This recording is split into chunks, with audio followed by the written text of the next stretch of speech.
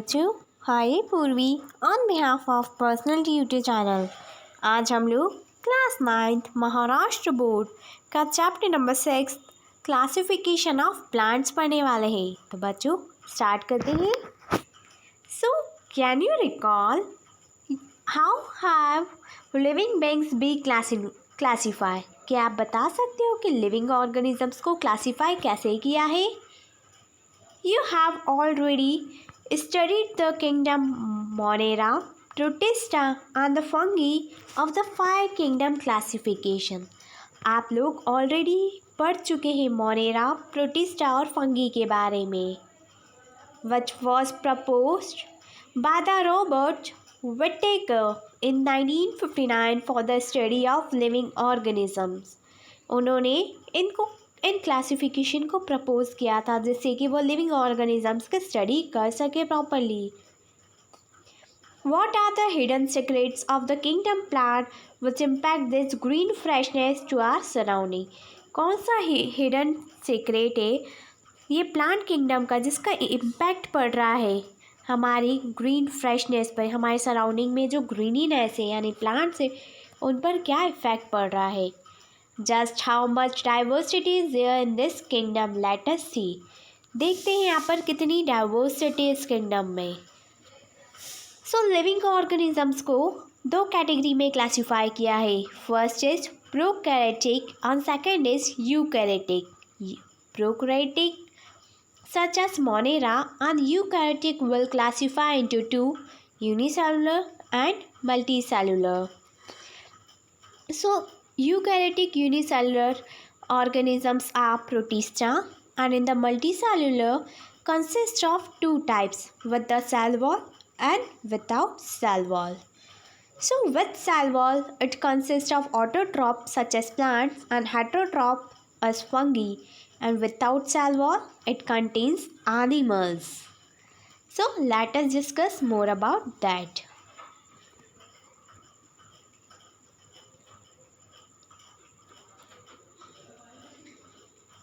आज हम लोग class 9th Maharashtra board environmental science का एक बहुत इम्पॉर्टेंट टॉपिक किंगडम प्लांट की पढ़ने वाले हैं। सो स्टार्ट करते हैं। What are the special cell organelle that differentiate the plant cells from animal cell? कौन से डिफरेंट सेल ऑर्गेनेल है जो प्लांट सेल को एनिमल सेल से डिफरेंशिएट करते हैं, अलग करते हैं? The group of autotrophic living organisms having the eukaryotic cells and cell wall is the group of plants. Plants have become autotrophic as they perform photosynthesis with the help of chlorophyll. ऐसे plants autotrophic कहलाते हैं जो chlorophyll की presence में chlorophyll की help करके photosynthesis process को perform करते हैं। Living organisms of the kingdom plant are the main source of food for all other living organism. So plant के किंगडम के जो लिविंग ऑर्गेनिजम्स है वो मेन सोर्स है जो कि सारे लिविंग ऑर्गेनिजम्स को फूड प्रोवाइड करते हैं, फूड का सोर्स है। सो आज हम पढ़ने वाले हैं बेसिस फॉर क्लासिफिकेशन। क्लासिफिकेशन किस पर बेस्ड है? The presence or the absence of organs is the first criteria for the classification of plants. So first criteria तो ये है कि ऑर्गन प्रेजेंट है या एब्सेंट है। Second, the presence or the absence of separate conducting tissue for conduction of water and the food. And the next consideration for classification, do the plants bear seeds? क्या plants में बीज भी होते हैं? If they do then whether the seed are enclose in the fruit or not is also an important criteria for classification. Next criteria है कि यदि plants में सीड्स होते हैं, बीज होते हैं, तो क्या वो फ्रूट के अंदर एनक्लोज रहते हैं, क्लोज रहते हैं या तो फिर नहीं? ये है second criteria. Finally plants are grouped depending upon the number of cotyledon in the seeds. Plants को ग्रुप किया गया है, क्लासीफाई कर दिया है, एक स्पेशलाइज ग्रुप बना दिया है जिसमें कितने नंबर ऑफ कॉटिलीडन उनके सेट्स में है इस बेसिस पर। At the higher level of plant classification different characteristics are considered for classification, such as depending upon the absence or presence of flower, fruits, seeds, and the plants are also classified as cryptogams and phanerogams, depending upon whether the seeds are enclosed within a fruit or not. Phanerogams are classified as gymnosperm and angiosperm. Phanerogams जो है उसको दो category में classify कर दिया है. First is gymnosperm and second one is angiosperm.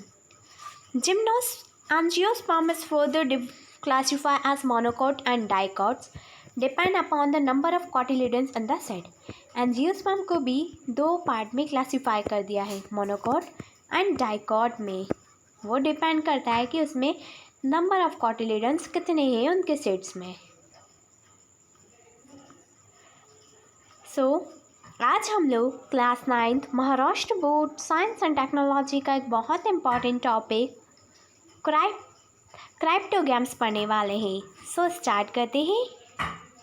Observe, search for a pond with the greenish water. Collect some of the green fibres from the water. Put the fibres in the petri dish and wash them clean with water. एक ऐसा pond ढूंढना है, एक ऐसा तालाब ढूंढना है आप लोगों को जहाँ पर पानी हरा हो, यानी काई वाला पानी हो. Collect some of the green fibre from the water. फिर आपको उस पानी में से ग्रीन फाइबर्स बाहर निकालने हैं, खट्टे करने हैं. And put the fibre in the petri dish. एक प्लेट में आपको फाइबर्स रखने हैं. And wash dam clean with water. और उस पानी को और उस फाइबर्स को प्रॉपर्ली क्लीन करना है. Put one of the fibre in a drop of water on a glass slide and spread it out straight. Put a cover slip over the slide and observe under a compound microscope. Do you see the spirally arranged green thread like chloroplast in the cell in the stretch fiber? This plant is called the Spirogyra. इस plant को हम बोलेंगे Spirogyra. Division first is Thallophyta. This plants grow mainly in water. ऐसे plants mainly पानी में ही उगे जाते हैं. This group of plants which do not have the specific parts like root system, leaves, flowers, but are autotrophic due to the presence of chlorophyll, called the algae. Algae show great diversity. They may be unicellular or multicellular and microscopic or large. Example of algae are Spirogyra, Ulothrix, Alva, Sargassum, etc. Some of these are found in the fresh water, while some are found in the saline water. The plants usually have the soft and green-like body. Various types of fungi, like yeast and molds, which do not have chlorophyll, also include in this group. Plant of Thallophyta division यहाँ आपको दे रखा है. Alva, चरा, Spirogyra. Spirogyra की कुछ parts भी दे रखे हैं. The highlighted part is the cell wall. This is the nucleus Spirogyra and this is the parinoid. I hope कि आपको plants of Thallophyta division समझ में आया होगा. Thank you. Have a nice day.